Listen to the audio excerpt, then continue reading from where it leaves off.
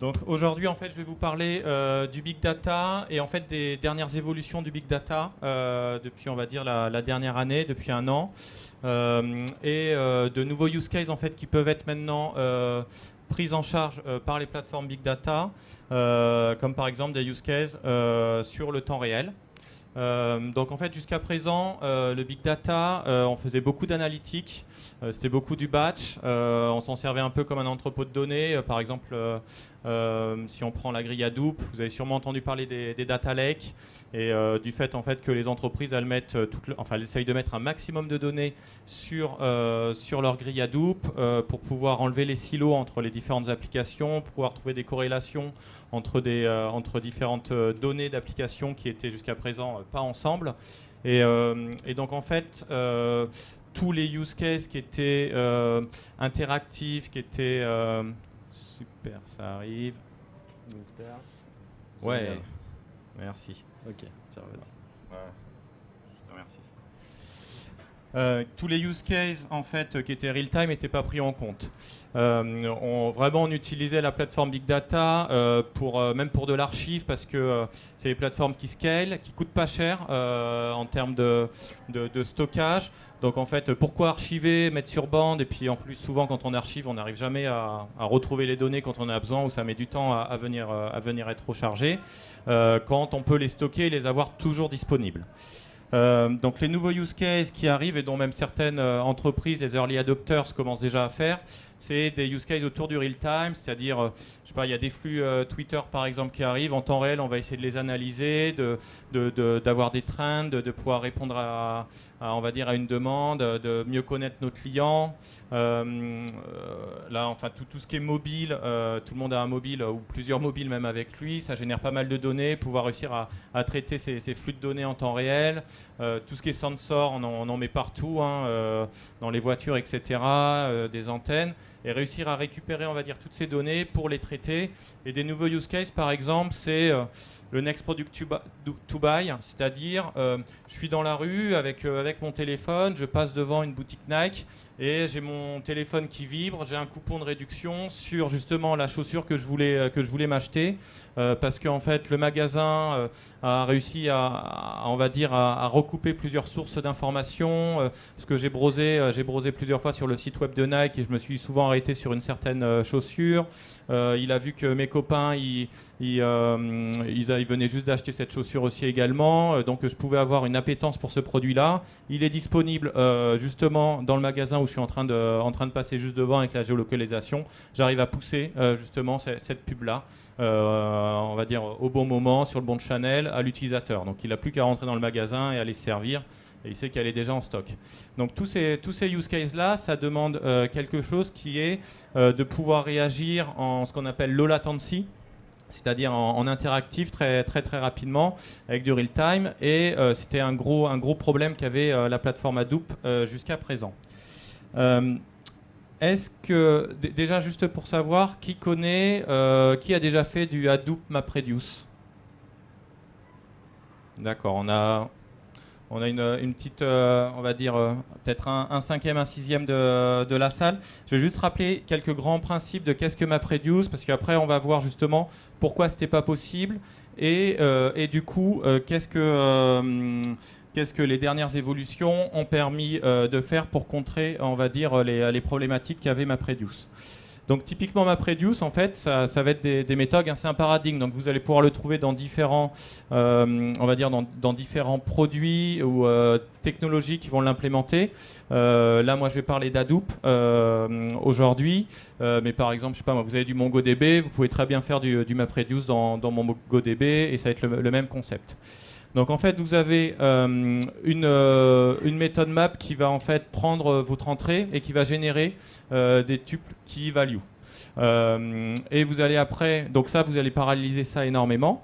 Vous allez générer un certain nombre de key value qui vont après être redispatchés pour être, par exemple, réduits, par exemple sommés ou agrégés par une méthode reduce. Donc on va prendre l'exemple d'un word count pour voir ce que ça veut dire d'une façon un peu graphique. Le word count, c'est l'exemple par défaut dans le monde Hadoop. C'est un peu le hello world d'un langage de programmation. Donc on va prendre un texte, donc là pour pouvoir illustrer, je prends un texte avec 3 et 3, 6, 12 mots, qui est réparti, donc tout est distribué, qui est réparti sur 2 data nodes. Un donc, qui va avoir Apple, Orange, Mangue, Orange, Raisin, et je ne sais plus ce que c'est, et un autre qui va avoir d'autres fruits comme ça. Et notre but, c'est de dire, eh ben, il y a 4 pommes, un raisin, 2 mangues, etc., etc. Donc la première chose qu'on va faire, c'est qu'on va mapper. Donc on va lire chacune des lignes une à une, notre partitionnement, pour pouvoir générer justement un key value. Donc on va prendre chaque mot et on va dire virgule une fois. Donc on avait une fois Apple, une fois Orange, une fois Mangue, etc., etc. Alors après, si on voit 2 fois Apple, là on traite vraiment chaque mot 1 à 1. Donc en fait, je vais mettre Apple 1, Plum 1. Là, je ne suis pas en train d'additionner. Je génère juste en fait cet ensemble de key value.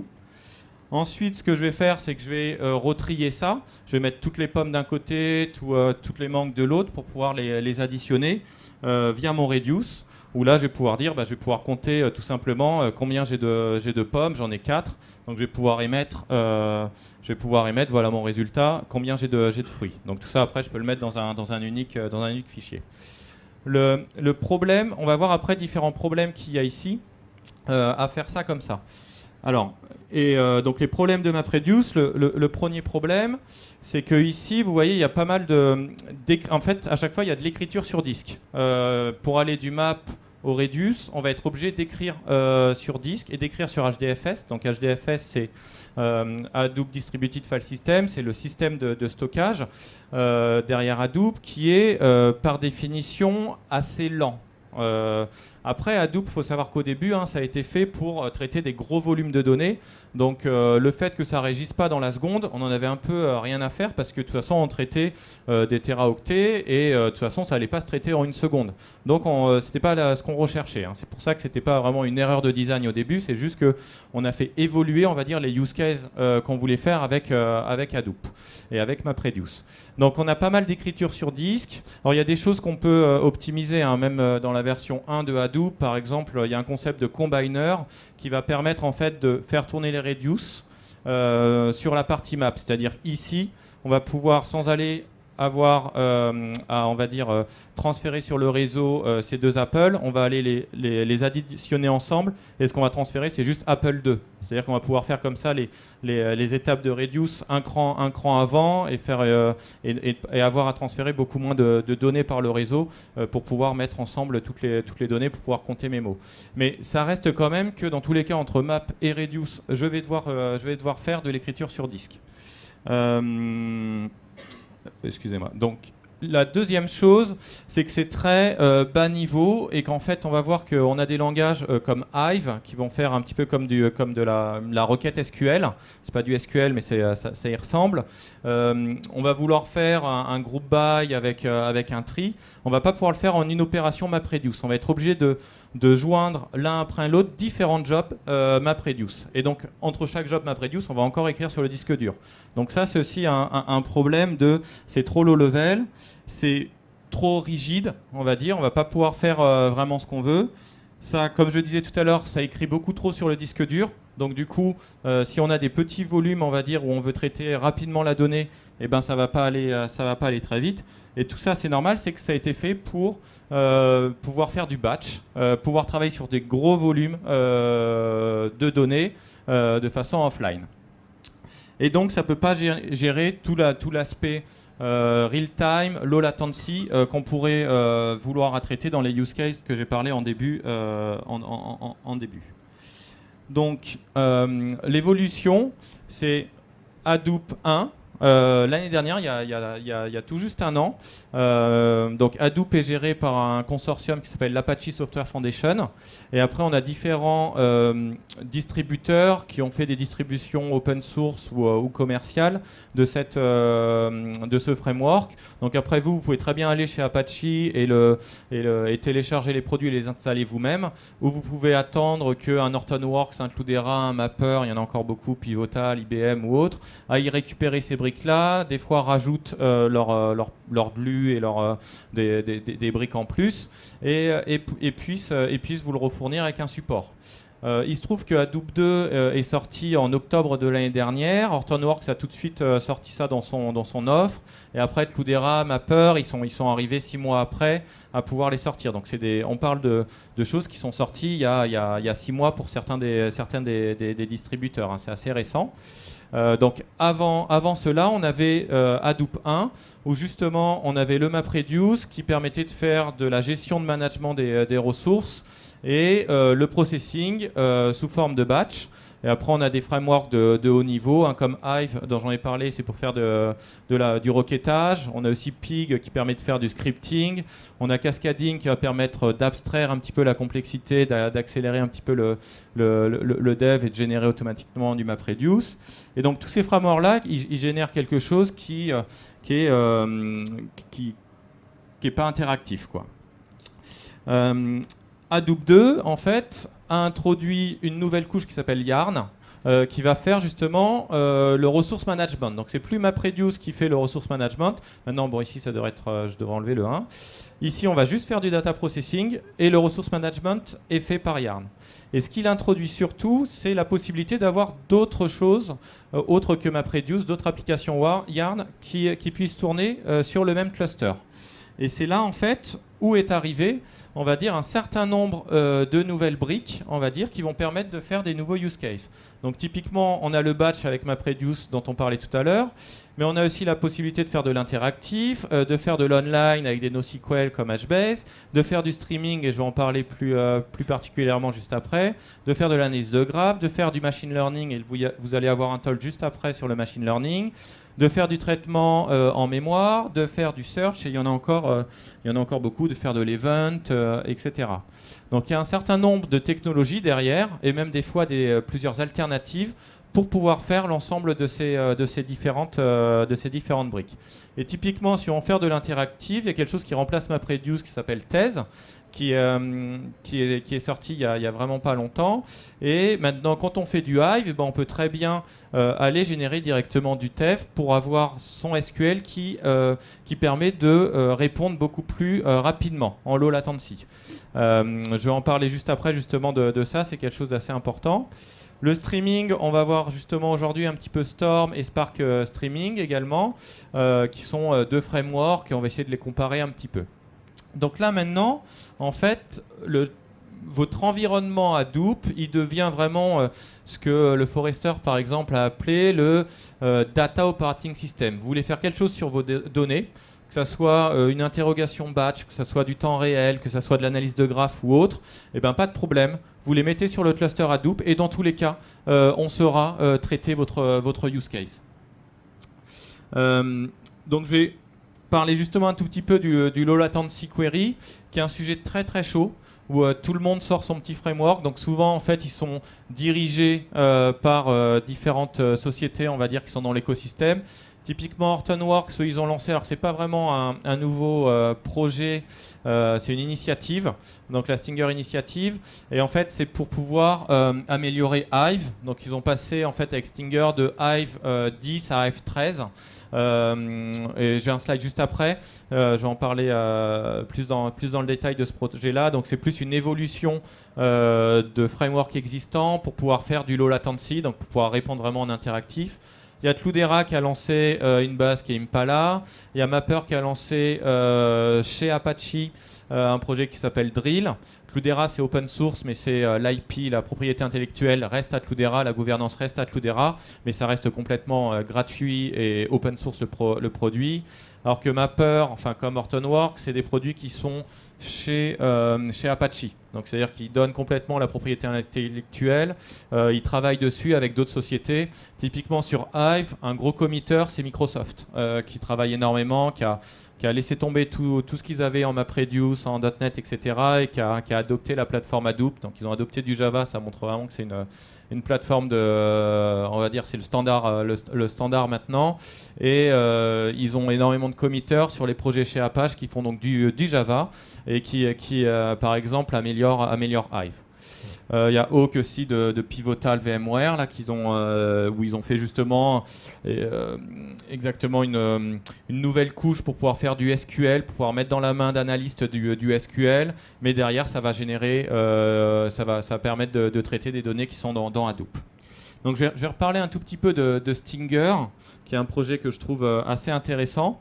Donc là, ils ont délivré il y a quelques mois, il y a 2-3 mois, Hive 13, qui permet justement de faire de l'interactif. Comment ils ont fait? Ils ont justement remplacé l'implémentation MapReduce par une implémentation qui s'appelle Thèse, qui va permettre justement de pouvoir faire derrière, on fait toujours du SQL, on fait toujours du SQL, mais derrière, ça va générer une application Yarn Thèse qui va permettre de répondre de façon interactive, c'est-à-dire en 2-3 secondes. Là où avant, c'était plutôt des modes batch, c'est-à-dire qu'on faisait sa requête et on revenait 10 minutes après pour avoir son résultat. Parce que le but, encore une fois, c'était vraiment de faire du batch. Et là, Stinger.next, vu que Stinger a été délivré, dont ils ont commencé à délivrer le mois dernier une première phase, c'est d'aller de l'interactif on va dire au dixième de seconde, pour pouvoir vraiment répondre encore plus rapidement. Hive jusqu'à présent se faisait que du read-only, on ne peut pas faire d'update, on ne peut pas faire de delete. Là maintenant on peut faire de la transaction acide, on peut faire, c'est la roadmap, on va pouvoir faire de la transaction acide. Ils ont sorti une première version d'ailleurs là en bêta, le SQL va être beaucoup plus riche et on va pouvoir aussi générer ce qu'on appelle Spark, dont je vais parler un petit peu après, qui est du in-memory processing. Donc pour justement pouvoir aller encore plus loin. Et donc les différentes phases de Stinger.next, donc il y en a une qui va se finir cette année avec les transactions acides dont je parlais sur l'Insert Update Delete. En juin de l'année prochaine, là on va avoir l'intégration de Spark. Et après, enfin, dans un an, on va avoir des vues matérialisées, du géospatial, enfin pas mal un SQL qui est beaucoup plus riche. Pour parler du streaming un petit peu, donc il y a deux gros frameworks qui s'affrontent aujourd'hui. Il y a Storm et il y a Spark Streaming. Ces deux frameworks, je vais expliquer vraiment brièvement comment ils marchent. Storm, donc en fait il y a déjà un master node dans lequel va runner Nimbus. Pour ceux qui connaissent Hadoop V1, c'est un peu le job tracker, c'est le chef d'orchestre qui va permettre de distribuer le workload sur tous les nœuds esclaves, les workers. Et sur ces workers, justement, il y a un superviseur qui travaille et qui va permettre d'exécuter ce qu'on appelle une partie d'une topologie Storm. C'est vraiment le flux, le stream qui va pouvoir s'exécuter. Et on a Zookeeper, qui est un autre projet Apache, qui est très utilisé dans tout l'écosystème Hadoop, qui va permettre de faire la coordination, justement, entre tout ça. Une topologie Storm, donc un peu comme c'est pas un job MapReduce, hein, c'est autre chose. Ça va en fait avoir un spout qui est en fait la source de données. Par exemple, c'est votre flux Twitter, c'est une queue de messages Kafka, enfin c'est là d'où va venir vos données. Ça va émettre un ou plusieurs messages et ça va aller dans des bolts qui vont faire du processing. Et on peut bien sûr chaîner les bolts les uns après les autres. Donc bien sûr, à la différence d'un job MapReduce, une topologie Storm, ça tourne tout le temps, parce que c'est quelque chose de real-time qui tourne et qui consomme du message et qui continue, on va dire, à faire son processing au fur et à mesure. Donc à côté de ça, il y a Spark, qui est un peu plus récent, qui peut tourner sur Hadoop ou pas, et qui a un certain nombre de sous-projets. Donc Spark en lui-même, c'est ce qui va permettre de faire du in-memory processing. Et après, il y a une interface SQL, il y a la partie streaming dont je vais parler. La partie MLlib, c'est ce que vous allez avoir dans le talk suivant, donc pour faire du machine learning. Et il y a aussi quelque chose qui n'est pas encore très mature, qui s'appelle Graphics, qui permet de faire de l'analyse de graphes. Spark, là ils ont sorti il y a 10 jours les résultats d'un concours qui se fait assez souvent, le Daytona Gray Sort, où on sort 100 TB de données. Et là, justement, par rapport à Hadoop MapReduce, ils arrivent à le sortir 3 fois plus rapidement en utilisant 10 fois moins de machines. Donc ça vous donne un petit peu les gains qu'il y a. Et là, on fait vraiment du sort sur disque en plus. On n'utilise même pas la partie in-memory de Spark qui permet là d'accélérer par rapport à du MapReduce. Vous pouvez avoir un multiple de 100. En 2 mots, Spark, comment ça marche? Donc là, je prends une implémentation Scala. Donc là, bon, il y a un Spark Context dont je ne vais pas trop en parler. Par exemple, là, je suis en train d'aller charger un fichier qui s'appelle readme.md. Ça va créer ce qu'on appelle un RDD, qui va être, on va dire, une structure de données sur lequel je vais pouvoir faire des calculs dessus. Donc là, la RDD, elle s'appelle TextFile. Donc dessus, je vais pouvoir compter le nombre de lignes. Donc là, ça va me donner, j'ai 126 lignes dans mon fichier. Je vais pouvoir demander quelle est ma première ligne. Donc là, ma première ligne de mon fichier, c'est Apache Spark. Je vais pouvoir faire des opérations du genre créer une nouvelle structure de données qui s'appelle Line with Spark, dans lequel je vais vouloir filtrer de mon dernier RDD, là, TextFile, où j'ai chargé tout mon fichier. Et je vais vouloir filtrer toutes les lignes qui contiennent Spark. Ça va me créer un nouveau RDD, donc qui s'appelle Line with Spark. Et dessus, je peux de nouveau, par exemple, compter le nombre de lignes, et il n'y en a plus que 15 par exemple. Donc c'est à peu près, c'est juste pour vous donner une première vision de comment ça peut s'utiliser, Spark. Donc Spark, c'est beaucoup de choses. Donc ce que je vais comparer par rapport à Storm, c'est uniquement la partie streaming. Donc Spark Streaming, ça va faire du mini batch, c'est-à-dire en Storm, en fait, à chaque fois qu'il y a un record, ça va le processer. En Spark, on va avoir une sorte de fenêtre de traitement. On va dire, on attend 100 messages. Et après 100 messages, on va les traiter d'un seul coup. Où on peut mettre un timeout toutes les 3 secondes. Je vais vouloir traiter les données qui sont arrivées. Donc il y a une petite différence. Avec Storm, il y a un langage de haut niveau qui s'appelle Trident qui va pouvoir correspondre à faire la même chose qu'on fait en Storm Streaming. Donc là, vous voyez, ça fait du mini batch. Alors l'avantage du batch, c'est que ça a un throughput, ça a une sortie qui est beaucoup plus grande. Par rapport à Storm. L'inconvénient, c'est que ça ne traite pas les données une à une. Donc là, typiquement, on a de la latency qui peut être à la seconde, ou là, on peut aller à la subseconde avec du Storm. Il y a aussi une différence quand on fait du mini-batch, c'est que si jamais les nœuds tombent, par exemple, donc bien sûr, on va jamais perdre de message, quel que soit le framework qu'on utilise, mais quand on est en Spark Streaming, vu qu'on est en mini-batch, on va pouvoir s'assurer que le message il va être retraité uniquement une fois sur tout mon cluster, alors qu'en Storm, vu que c'est très paralysé, on va juste savoir qu'il a été exécuté au moins une fois, mais il peut être exécuté 2 fois, 3 fois, 4 fois, donc là j'ai d'autres systèmes à mettre en place si je veux que mon message soit utilisé uniquement une fois. En termes de là où sont disponibles ces différents frameworks, donc là en fait en Spark Streaming c'est disponible un peu partout maintenant en GA, que ce soit Hortonworks, la distribution d'Hortonworks, la distribution de Cloudera ou de Mapper. Là où pour Storm, il n'y a que Hortonworks aujourd'hui qui le distribue out of the box de façon native dans leur distribution. Il y a aussi du support pour Spark, il y a une société commerciale qui a été créée autour de ça, là où sur Storm, il n'y en a pas. Et il y a une communauté vraiment très active sur Spark, beaucoup plus active que sur MapReduce ou que sur les autres frameworks. Eh ben, j'ai fini justement mon talk donc pour vous parler un petit peu de l'ensemble, on va dire, de cet écosystème et en faisant un petit focus sur la partie streaming real-time qu'on m'a demandé aujourd'hui. Donc, je ne sais pas si je peux prendre une ou deux questions ou si... Oui. Donc je ne sais pas s'il y a une ou deux questions.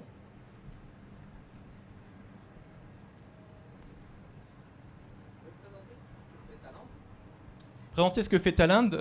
Oui, donc en fait, Talend, c'est un éditeur de logiciels open source qui va en fait générer pour vous, donc c'est un environnement graphique où vous allez drag and dropper un certain nombre de composants et ça va générer du code. Donc ça peut générer du MapReduce, ça peut générer du Spark, du MLlib, ça peut générer du Storm. Donc en fait, on va juste accélérer le développement via un environnement graphique. Donc si vous êtes un data analyst, vous ne savez pas ce que ça veut dire MapReduce, Spark ou autre, vous allez juste avoir des composants, vous allez dire je veux faire une agrégation, je veux faire du filtering, je veux mapper, je veux faire des lookups, je veux faire des choses comme ça, et nous on va générer le code derrière et le maintenir.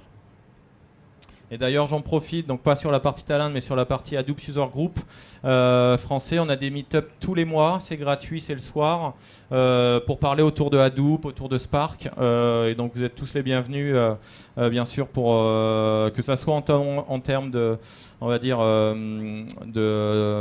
d'auditeurs ou que ça soit pour speaker. On cherche des speakers continuellement. Si vous connaissez bien un de ces frameworks autour de l'écosystème Hadoop, ça pourrait être avec joie que on pourrait vous accueillir pour venir partager votre savoir. Et là, il y a un site, hein, c'est hugfrance.fr.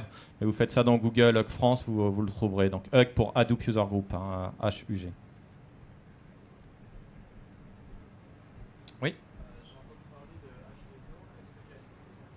Vous avez entendu parler de H2O? Ouais.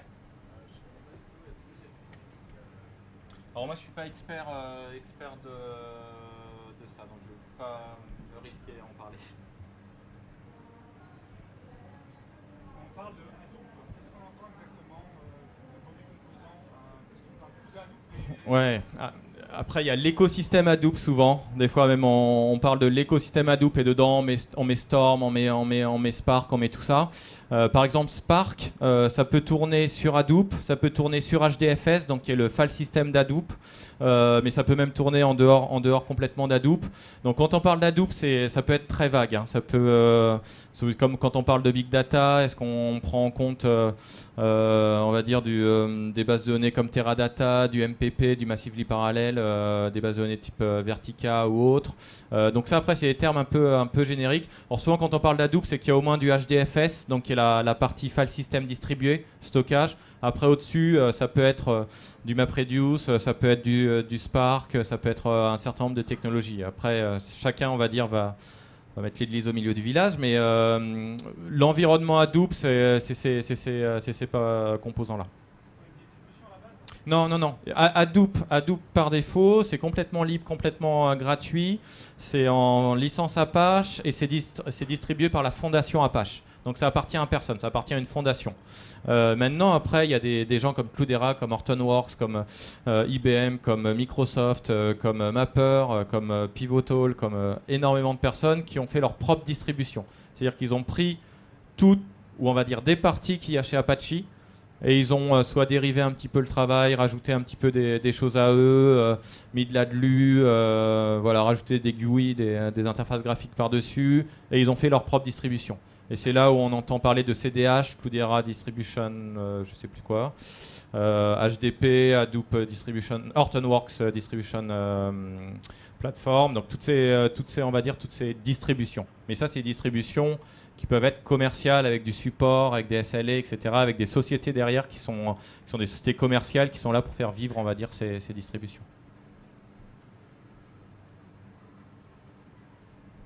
Merci.